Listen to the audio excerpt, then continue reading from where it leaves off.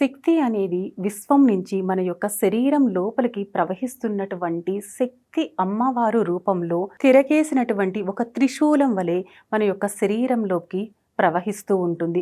ఈ త్రిశూలం అనేది పైనుంచి మన యొక్క మూలాధార చక్ర వరకు ఒక శక్తిని కింద వరకు చేరుస్తూ ఉంటుంది. అలాగే మూలాధార చక్ర దగ్గర ఏర్పడినటువంటి శక్తి కూడా పై వరకు సహస్రధార చక్ర వరకు వెళ్ళడం జరుగుతుంది. అయితే ఈ త్రిశూలంలో కనుక చూస్తే మధ్యస్థానంలో కొలువై ఉన్నటువంటి ఈ మధ్య బిందువు ఏదైతే ఉందో అదే మూల శక్తి, మూల బీజం కింద కూడా మనం చెప్తాము.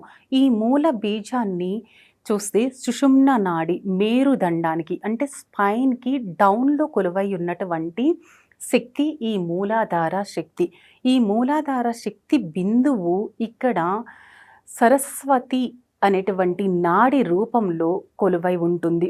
ఈ యొక్క సరస్వతి నాడికి 2 వైపులా 2 త్రిశూలాలు ఉంటాయి. ఈ 2 త్రిశూలాలు కూడా పై వరకు మన యొక్క భుజాల వరకు జాగృతం అయ్యేటువంటి శక్తి కేంద్రాలుగా చెప్పొచ్చు.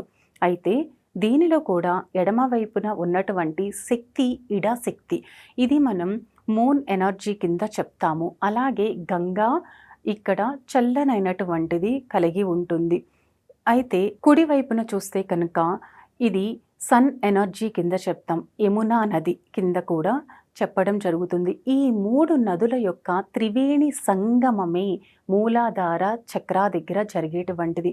ఈ త్రివేణి సంగమం ఎప్పుడైతే జరుగుతుందో ఆ సంగమం నుంచి ఏర్పడేటువంటి ఎనర్జీ లెవెల్స్ అనేవి మానవునిలో హైయెస్ట్ లెవెల్‌గా ఉండి ఇక్కడ ఏర్పడినటువంటి ఈ జాగృత శక్తి పై దిశగా వెళ్ళి సుషుమ్న నాడి నుంచి విశ్వోదర శక్తి వరకు ప్రయాణం సాగిస్తూ ఉంటుంది.